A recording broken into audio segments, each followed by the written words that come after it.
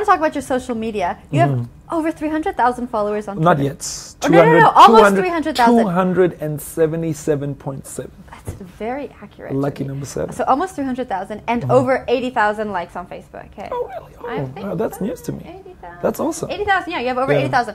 Awesome. What, do you have a secret to becoming so popular? You know, I just feel like, you know, I'm a very polarizing figure. You know, you're either really, really in love with me or you really, really don't like feel me, which is fine because, you know, being indifferent is the worst thing people could ever be to me. So I believe that, you know, I've, you know, brought a certain level of, you know, refreshment to the South African scene. I wear my heart on my sleeve. I voice my opinions when I believe in something. I take a stand in principles that I believe in. You know, I'm not scared to, you know, to live my dream. You know, this is my life, and this is the path that I'm going to walk. And you know, if it entertains people, that's cool. But you know, I'm not forcing it. I'm just trying to be, you know, myself, and I'm still growing up. I'm only 26 years old, so I'm growing up, you know, and learning more about myself every day. You know, I'm with you on that because there are some News24 users who really hate me. I don't know why. Maybe it's because you're from Canada. Eh? Maybe. Actually, I think it is because they think I'm putting on a fake accent. Yeah, They're always writing. Oh man, forget about the haters, man. Haters. On that note, yes. I have to ask you about this open letter to AKA that happened like last month. There was an open letter?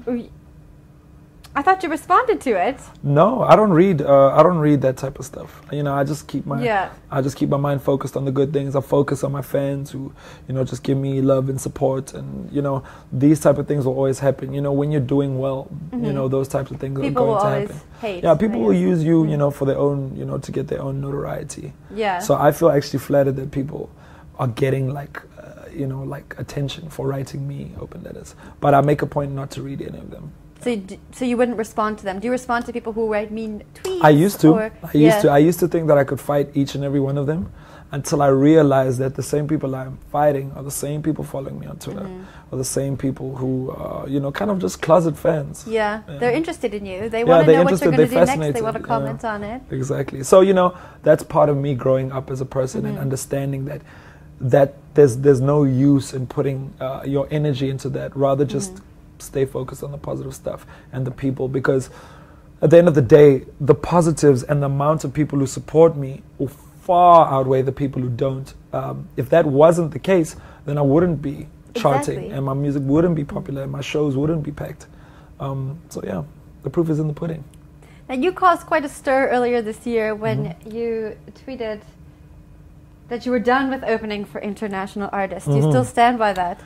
You know, I did at that time. I really felt like I needed to take a stand for South African artists. You know, I feel like me as AKA, it means more if I'm taking a stand. You know, rather than artists who are still coming up. You know, for me as a leading figure in the industry, I really feel like, you know, it's something that needed to be done. I'm not saying that, you know, we need to be, you know, over the top and we need to be divas or anything like that, but you know, we as Africans and as South Africans, we got to take pride in ourselves. We got to hold ourselves up to a higher standard. And the interesting thing about it was a lot of the backlash was from South Africans. You know, South Africans have somewhat of a inferiority complex sometimes. Sometimes we don't believe that we can be there and that good, you know. Think of Nelson Mandela, man. He's like one of the greatest people to ever live. He's South African, so you know, we need to be more like Madeebs.